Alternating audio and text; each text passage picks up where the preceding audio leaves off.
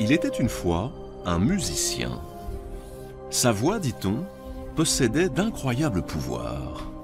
Douce comme le miel, chaude comme le bonheur, ferme comme le plus solide des métaux, elle attendrissait le cœur des mortels, même celui des hommes les plus durs. Il suffisait à Orphée de caresser les cordes de sa lyre et le loup se mettait à trotter à côté de l'agneau. Le renard suivait le lièvre. Sur son passage, les rivières détournaient leur cours pour venir l'écouter. Les pierres et les rochers, bouleversés, se soulevaient de terre. On dit même que certains soirs, les dieux, émerveillés, se penchaient du haut de l'Olympe pour mieux entendre son chant.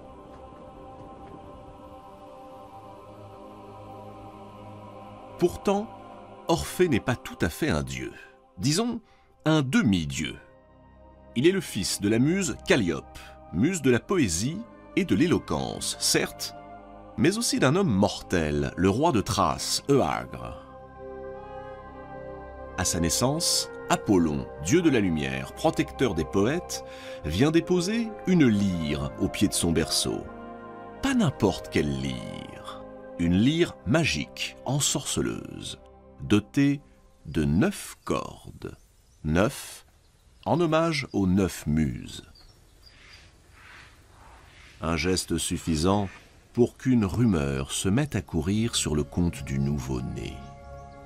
Et s'il était le fils d'Apollon lui-même.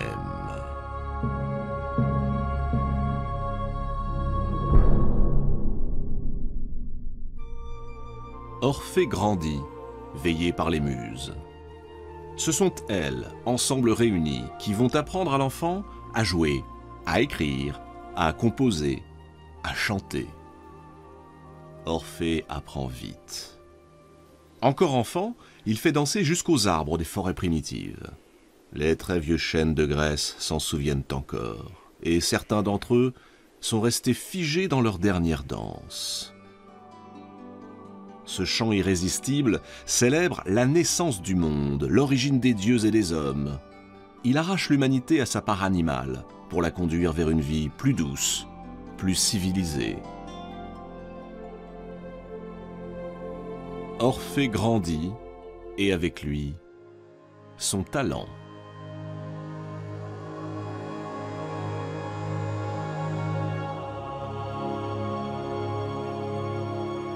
Mais le jeune homme a le goût de l'aventure. Il rêve de voyages et de fabuleux exploits. Alors, il part sur les routes. Là où il passe, les hommes et les femmes le vénèrent, l'accueillent avec des guirlandes de fleurs, l'acclament. Un matin, alors qu'il entre en Thessalie, il apprend qu'un certain Jason prépare une expédition pour s'emparer d'un objet extraordinaire, la toison d'or. Cette toison est en réalité la fourrure d'un bélier ailé, Chrysomalos. Voilà des années qu'elle se trouve suspendue à un chêne dans un bois sacré, quelque part au bout du monde, en Colchide. Orphée est fasciné par l'histoire de cette toison et entreprend d'écrire un chant. Comment ce mystérieux objet, la toison d'or, est-il arrivé au bout du monde, si loin de la Grèce ? C'est par la faute d'un banal conflit familial, apprend-il. Un frère et une sœur, Phrixos et Hélé, étaient en proie à la vindicte de leur belle-mère. L'affreuse marâtre, jalouse de ses enfants d'un premier lit, avait décidé de s'en débarrasser en les faisant immoler par leur propre père. Pour lui échapper, les deux enfants, Phrixos et Hélé, supplièrent Zeus de les sauver. Ému par leurs prières, le maître de l'Olympe accéda à leurs suppliques et il leur prêta son bélier ailé à la toison d'or et aux cornes d'or, le bélier Chrysomalos. Les deux enfants l'enfourchèrent et s'envolèrent vers la Colchide. Hélas, pendant le trajet, Hélé, bien trop curieuse, se pencha un peu trop et tomba dans la mer, juste à l'entrée du pont Euxin, qui porte désormais son nom, Hellespont.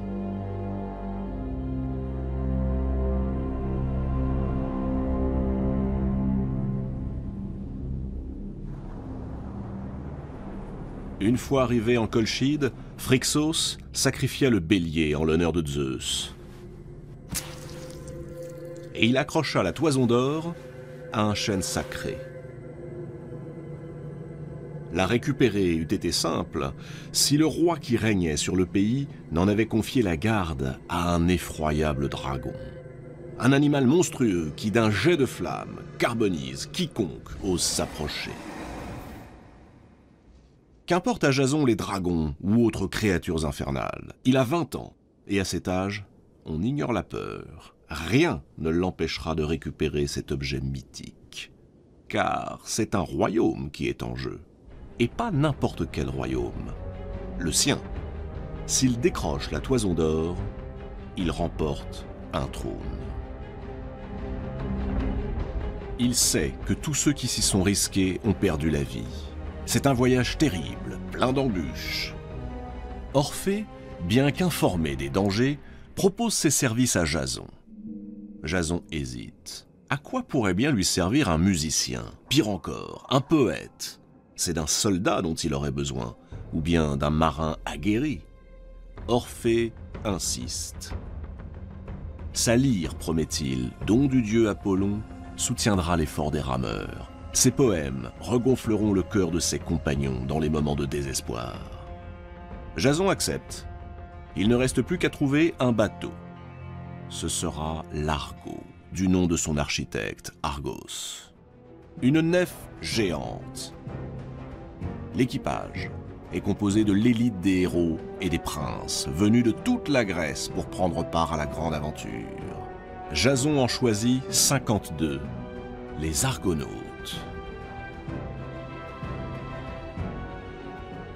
Le grand voyage commence. Un voyage qui aurait pu être sans retour, si Orphée, précisément, n'avait été là. Tous ceux qui l'ont accompli s'en souviennent, et tous ont conservé en mémoire le rôle du musicien prodige.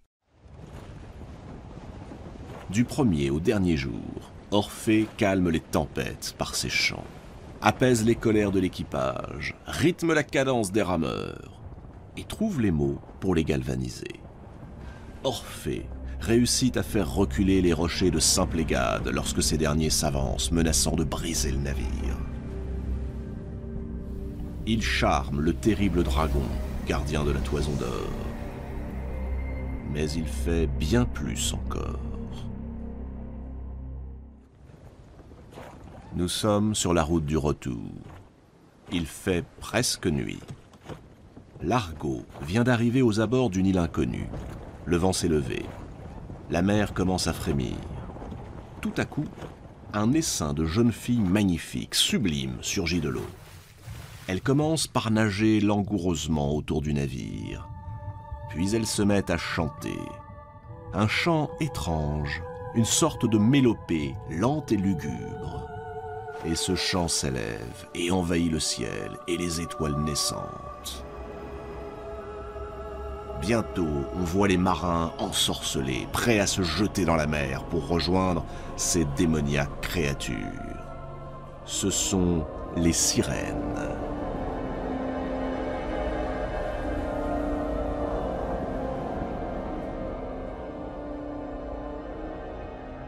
Sous leur apparence séduisante, les sirènes sont des êtres maléfiques. Mi-femmes, mi-poissons, elles sont destinées à vivre aussi longtemps qu'elles parviendront, par leur chant, à empêcher les mortels de poursuivre leur route.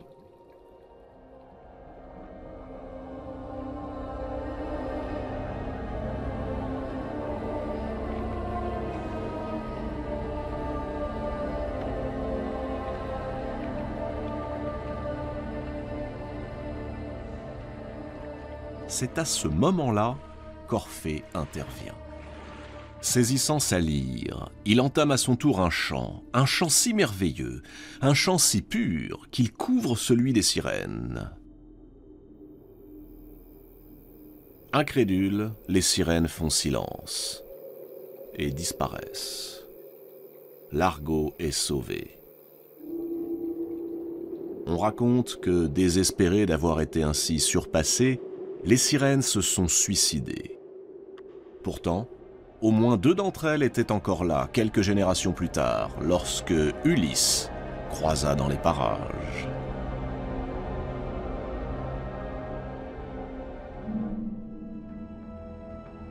L'épopée de la Toison d'Or achevée, Orphée entame un nouveau voyage. Il part pour l'Égypte, où il est accueilli par les prêtres de Memphis. Il va y rester 20 ans.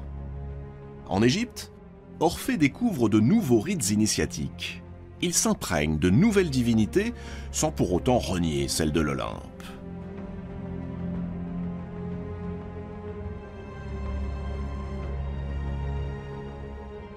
Fort de ces nouvelles connaissances, Orphée inspire un nouveau courant, presque religieux. Il recommande à ses adeptes, de plus en plus nombreux, de ne plus se nourrir de viande. Pour les dieux, cette recommandation est une véritable provocation.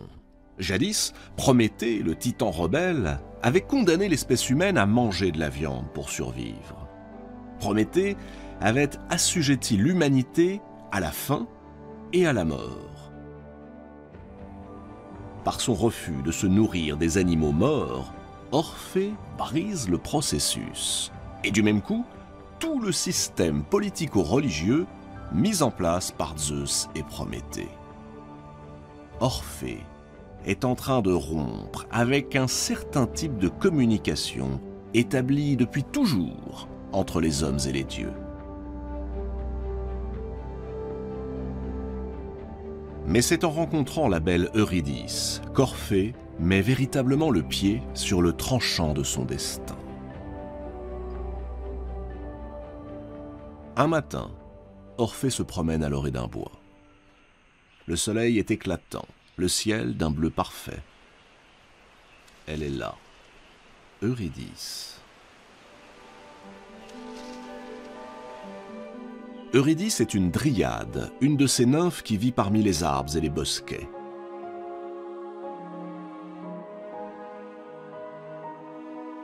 Orphée, qui jusque-là était resté insensible à presque toutes les femmes, est frappé au cœur de plein fouet. Eurydice est celle dont il a rêvé toute sa vie. Elle est son double, l'incarnation de ses rêves les plus tendres, le chant qu'il n'a jamais chanté. Lorsqu'Orphée lui demande de l'épouser, Eurydice n'hésite pas, elle accepte. Vient le jour des noces. Orphée y a convié le ban et l'arrière-ban des dieux. Tous sont présents. Mais tandis que la fête se déroule, un événement très étrange se produit. Un événement que nul ne remarque. Alors qu'il n'y a pas le moindre souffle de vent, la torche du dieu Hymen, le dieu qui veille au bon déroulement des mariages, se met à vaciller, à trembler, et elle finit par s'éteindre. Funeste présage.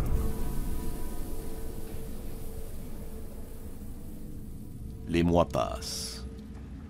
Orphée et Eurydice vivent un amour sans nuages, jusqu'au jour où éclate le terrible drame. Assis à l'ombre d'un grand chêne, Orphée compose un poème. Non loin, les nymphes valsent dans la prairie. Le temps est au bonheur et à l'insouciance. Eurydice s'éloigne pour suivre l'eau murmurante d'une rivière. Au bout de quelques minutes, elle pénètre dans un sous-bois jonché de soleil. Elle s'allonge parmi les anémones. À peine s'est-elle endormie que surgit un jeune berger. Il s'appelle Aristée. Il est tout de suite ébloui par la beauté d'Eurydice. Il fait quelques pas, se penche sur elle pour mieux la contempler. Au moment où il tente de l'enlacer, Eurydice s'éveille et pousse un cri. Prise de panique, elle se redresse et s'enfuit à travers champs. Elle court, et dans sa course folle, elle ne voit pas le serpent qui rampe sur son chemin. Vif comme l'éclair, le reptile bondit et la mort à la cheville. Eurydice chancelle et s'effondre dans les hautes herbes. Lorsqu'Orphée la retrouve, Eurydice est déjà morte.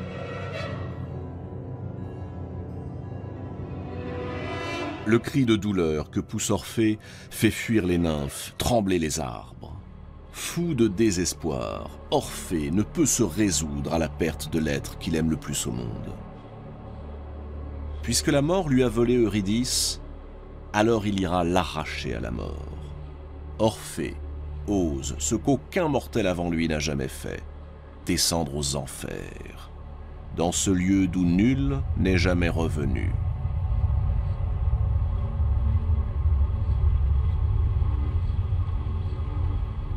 Orphée prend sa lyre et se met en route. Il traverse des paysages désolés, lugubres. Il franchit des plaines infectes, chargées de fumerolles. Il contourne des lacs profonds, bouillonnant de soufre. Et il parvient, non sans mal, jusqu'au marécage fétide du fleuve Achéron, qui se jette un peu plus loin, dans le terrible Styx. Là, dans les ténèbres, Orphée voit venir à lui le radeau du vieux Charon.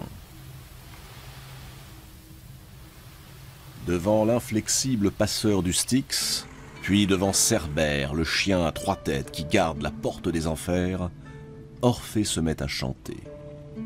Un chant si beau, un chant si parfait, un chant si émouvant, que Charon et Cerbère, totalement charmés, acceptent de le laisser entrer. Orphée s'enfonce plus encore vers le pays des morts.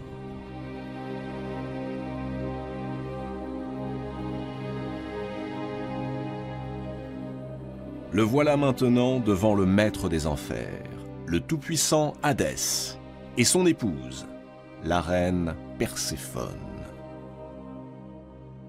Humblement, Orphée s'incline devant eux. Puis à nouveau, il pince les cordes de sa lyre et entonne le cantilène de son regret. Ses grands yeux graves fixent Perséphone, dont il connaît la pénible histoire.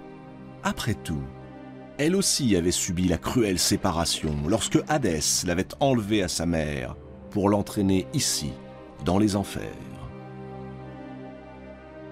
Quand ils entendent la complainte d'Orphée, tous les damnés du Tartare sont soudain pris d'un trouble insolite. Les Danaïdes cessent d'emplir leur urne sans fond. Sisyphe s'immobilise sur son rocher. Tantale renonce même à atteindre l'eau qui sans cesse le fuit, et la roue d'Ixion interrompt sa course infinie. Tout, dans ce monde de pierre et de désolation, semble pénétré par le chant du poète. Hadès et Perséphone, eux-mêmes, sont émus aux larmes. « Soit, déclare Hadès, tu peux reprendre Eurydice, mais à une condition qui est la loi de ce royaume. Tu devras précéder ton épouse sur les 3 chemins qui mènent à la surface et ne jamais te retourner pour la regarder. Jamais. Pas avant d'avoir atteint la lumière du soleil. » Orphée, fou de joie, accepte. Et c'est là que tout va basculer. Orphée reprend le chemin qu'il a emprunté. Il marche. Quelques pas derrière lui se tient désormais Eurydice. Il marche et ne se retourne pas. L'un derrière l'autre, à travers un silence que ne trouble aucun bruit, Orphée et Eurydice cheminent. Sur un sentier abrupt et semé d'éboulis, ils grimpent, ils enjambent des vides béants. Noyés dans un épais brouillard, ils épousent les courbes de précipices effrayants. La lumière est proche, encore quelques pas, et ils pourront apercevoir les premières lueurs du jour.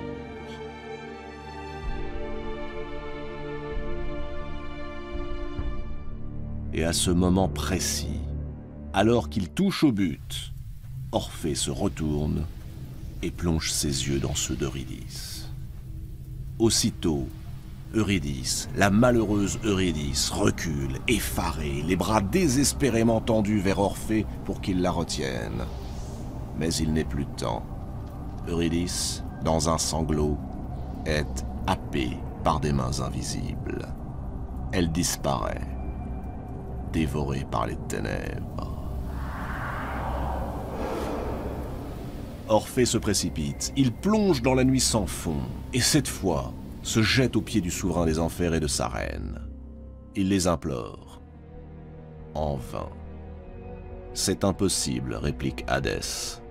Cette fois-ci, nous ne pouvons plus rien pour toi. Et Orphée est reconduit à la surface.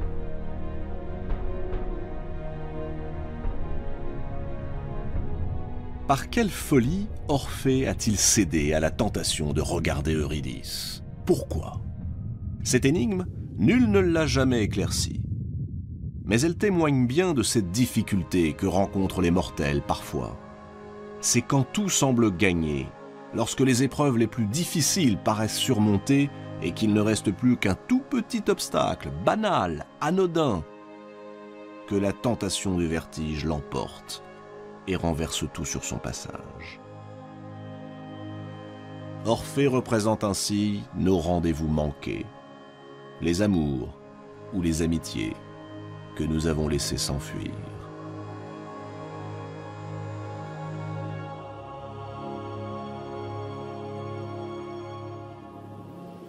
Lorsqu'il revient du monde souterrain, Orphée, le lumineux Orphée, musicien de génie, poète inégalé, ressemble à un spectre. Il est inconsolable. Il décide de s'exiler du monde et de vivre en ermite pour le restant de ses jours. Le cœur serré, l'âme au bord des lèvres, Orphée passe ses nuits à observer les étoiles, guettant un signe qui jamais ne vient. Une tristesse infinie consume tout son être. Il ne compose plus que mélodies déchirantes et hymnes mélancoliques.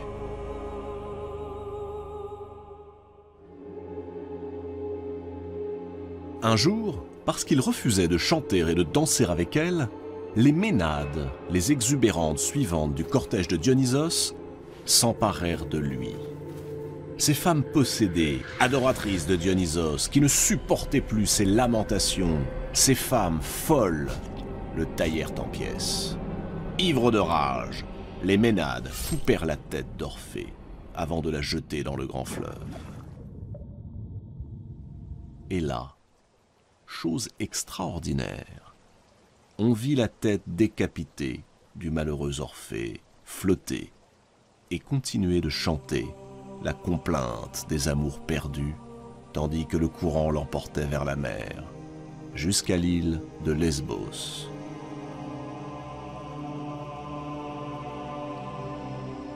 En apprenant la mort d'Orphée, les animaux au fond des bois se mirent à pleurer. Les oiseaux, affligés, cessèrent de chanter. Les grands chênes et les puissants tilleuls perdirent leur feuillage et prirent le deuil, tandis que les rivières et les torrents débordèrent sous le poids de leurs larmes.